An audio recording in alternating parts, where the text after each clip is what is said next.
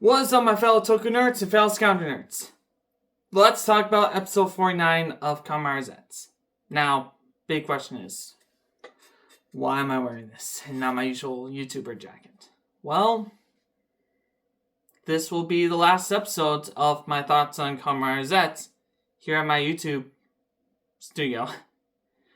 And next week, I will be giving my thoughts about the 50th episode while I'm at Power Morphicon. So, if we're going to end off the series, might as well end off with the outfit that I started with. The white shirt and red shirt. Originally, this was going to be my YouTuber outfit, but eventually just became the Sonic half blue, half red combo. So, I just figured this just makes sense.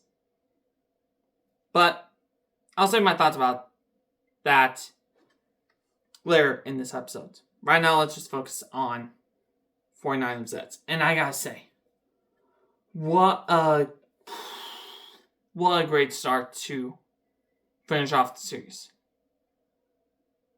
There were a lot of emotions in this episode. And this is definitely a hard one. So, first up, Baku goes back and tries to rescue or bring back Nem by going through the door that she went in order to forget herself. Which is very admirable and definitely is something that Baku would do. I'm not holding that against him whatsoever. It's a Baku thing, and the connection that he and Nem have is special. I don't think I've ever seen a Kamen Rider series through YouTube, and people I've talked about, that has this much connection between our main rider and one of our female leads. Something about that connection is just beautiful. You can't argue that. So, there's that. And then, granted, Nox and Jeek, almost forgot his name there for a sec. But those two tried to stop him, and then the lady, which we still don't have a name, for the record, did try to stop him by taking his extreme capsule and tried to recreate him, which Baku was very much pissed about. Excuse my language. Again, every video I've done, unfiltered, but I tried to keep it clean. For the record. But, clearly he was very upset about that, because Nem was Nem. By recreating her, you just forgot about the old one. Which, she was living in the real world. He saw it. The lady knows about it. So, we got that little scuffle between them. But as soon as Baku mentions it, Delia was like, she messed up on her thinking. So, she lets him go. Knowing that he's doing everything he can to protect her daughter. And knows that he values her life. Which I felt the emotion in the lady was regret, but relieved. Regret of what she was going to do, and relieved that someone cares about her this much.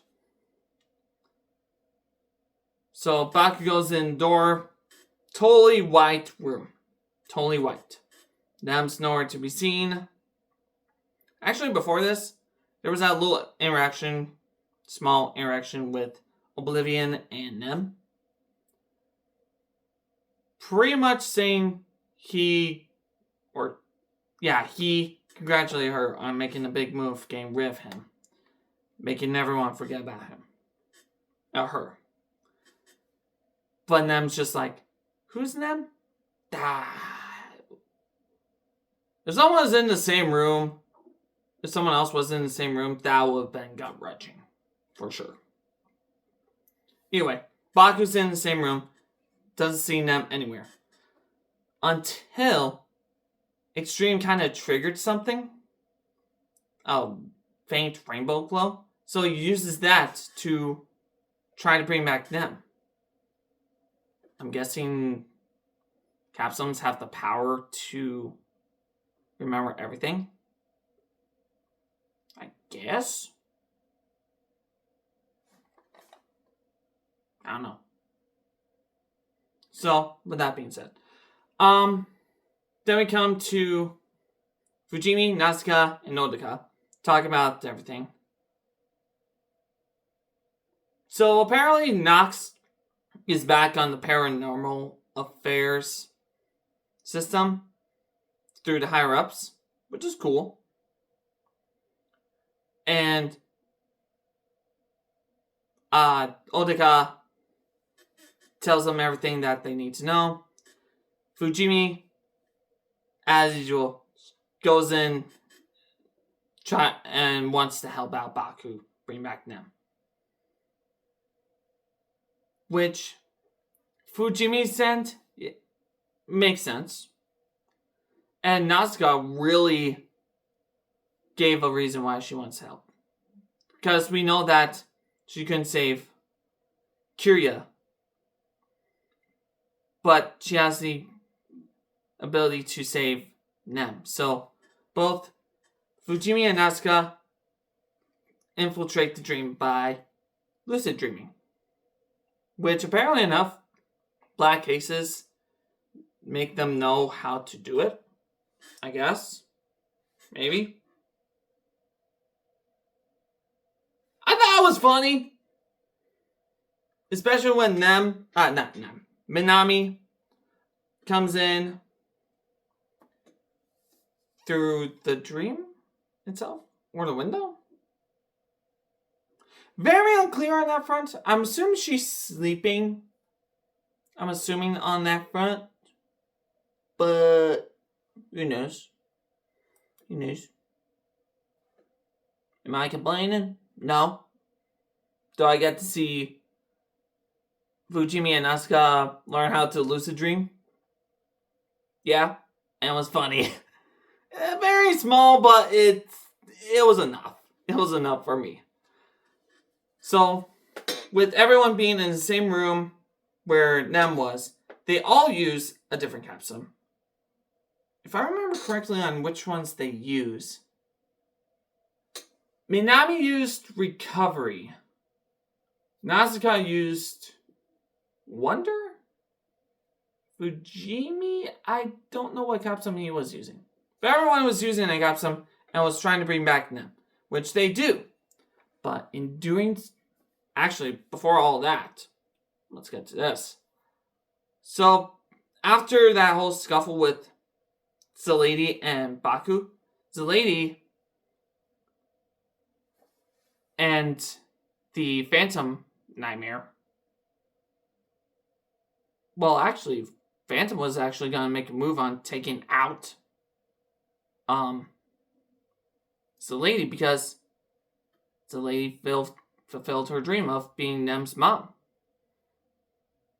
So there was no need to have her around.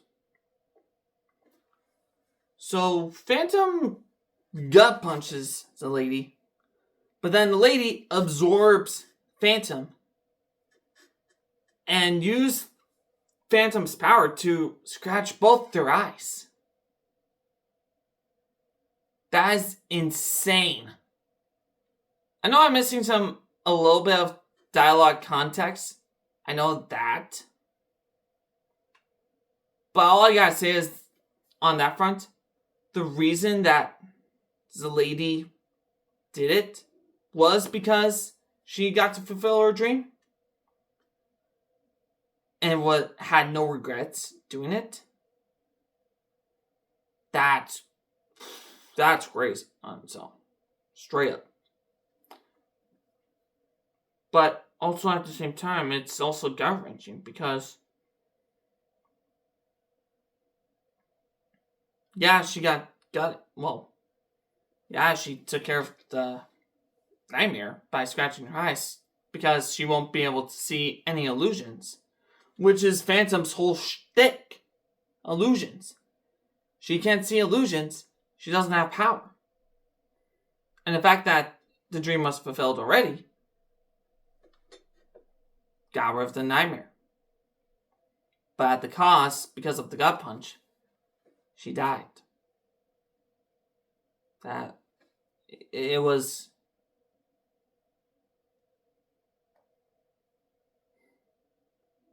She's the only one that can be Nem's mother, and I can feel the emotion to it, which was incredible. So Nem's back, along with Oblivion. Now, everyone is escaping, while Oblivion tries to get rid of them. Doesn't, for the record. But as soon as they all left, Nem saw the bracelets, or necklace, that her mom was wearing, the lady. So she goes off to find her, and finds her that she is dying, basically. The lady feels good, or feels happy that she got to be her mother. But the hard thing is, even though it was illusion, Nem didn't really have a chance to bond with her. She didn't get to know the full person that the lady is, which kind of sucks, but she does feel that connection, that mother connection between them. And it was hard seeing that scene go down, but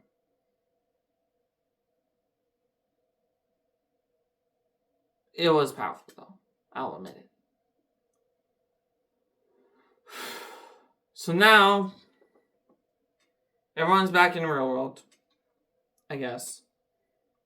And then Baku gets prepared to face the Oblivion nightmare.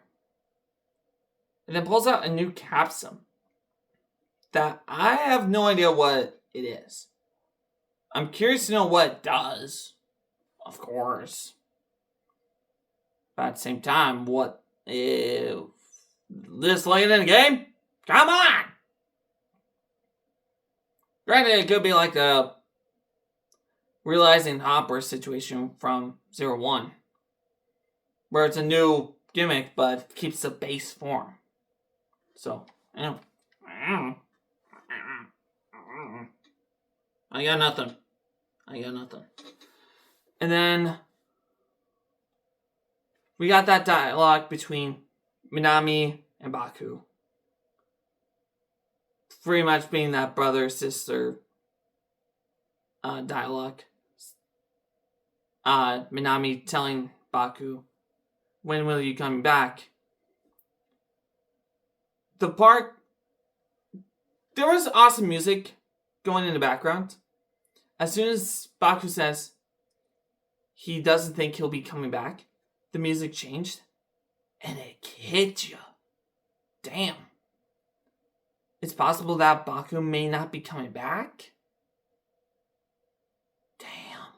That's crazy. And you can feel the emotion to it. As soon as Baku left, you can feel the emotion that Minami had. It was... I don't have words for it. It was just gut-wrenching.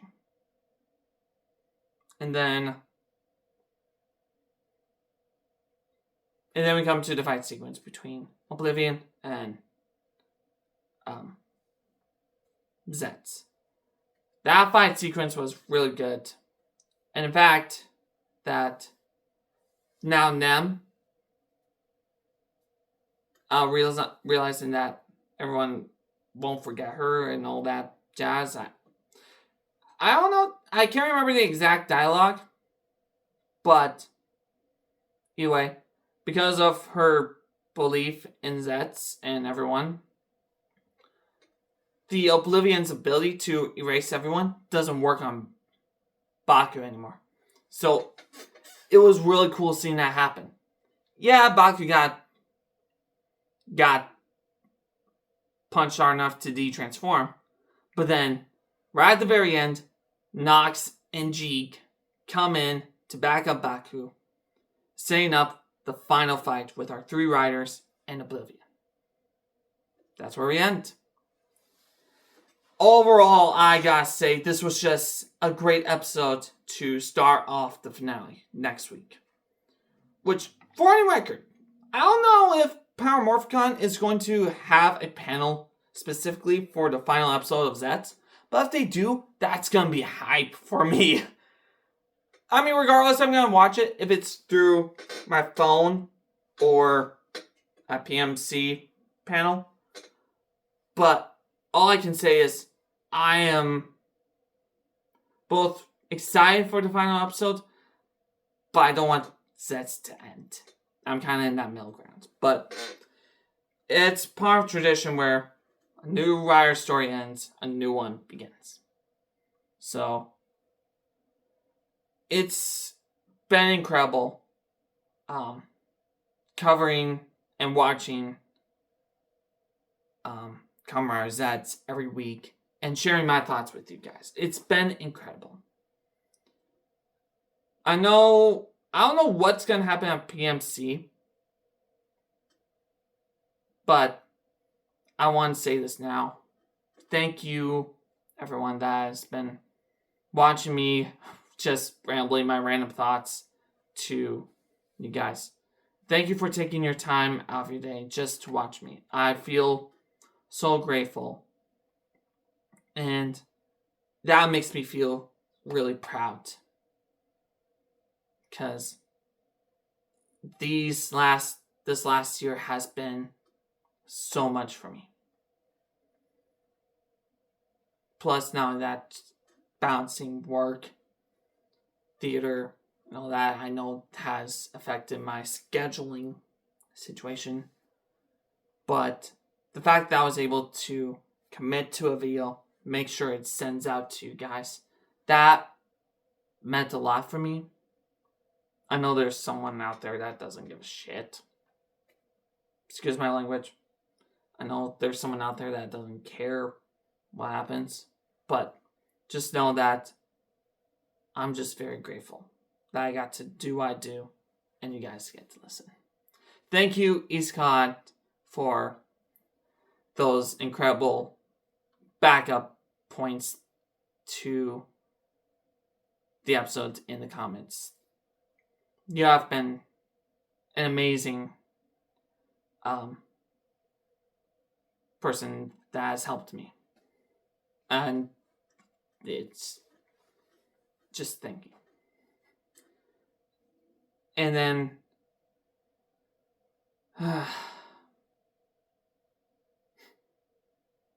it's just I don't have any other words right now.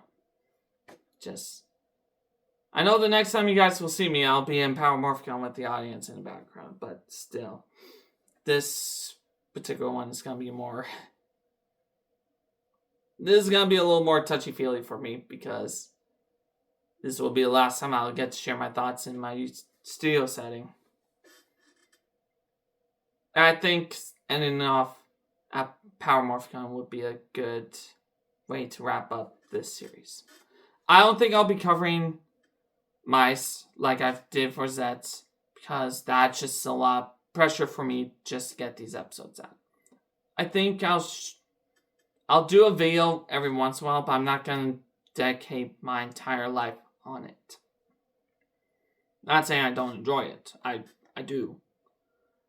But I just don't want to add that pressure of every week trying to get out a video.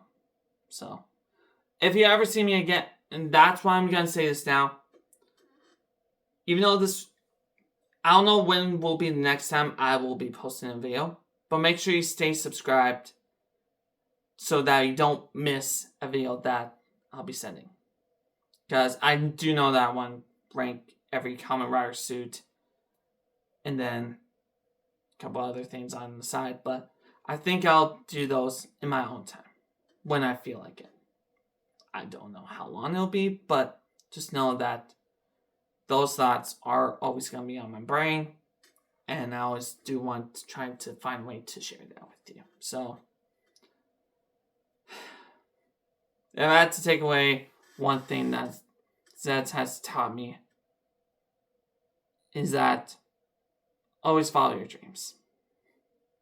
No matter how hard it is, dreams do come true.